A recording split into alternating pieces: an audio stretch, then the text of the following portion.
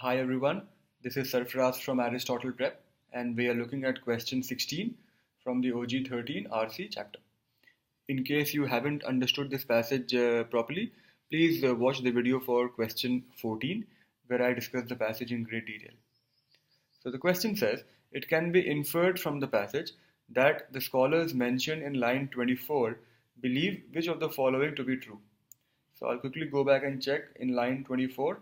Some scholars have argued that Garvey created the consciousness. Okay, so it is these scholars who are being spoken about, and please remember, as I said when I was reading the passage, the author of the passage disagrees with these scholars.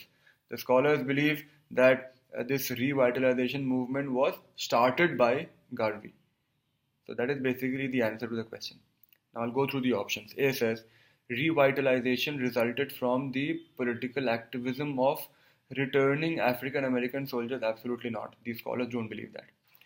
B says, Marcus Garvey had to change a number of prevailing attitudes in order for his mass movement to find a foothold in the US.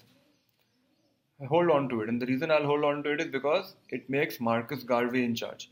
And that is what these people, these scholars are saying, that Marcus Garvey started the movement. So I'll just hold on to it.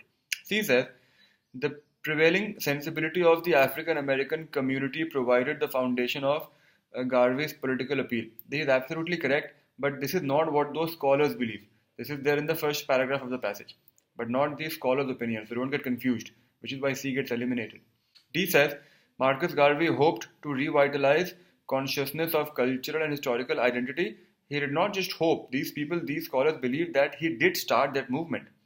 E says, the goal of the mass movement that Marcus Garvey helped bring into being was to build on the pride and unity among African Americans. This may have been the case, but again, this is not the belief of those scholars.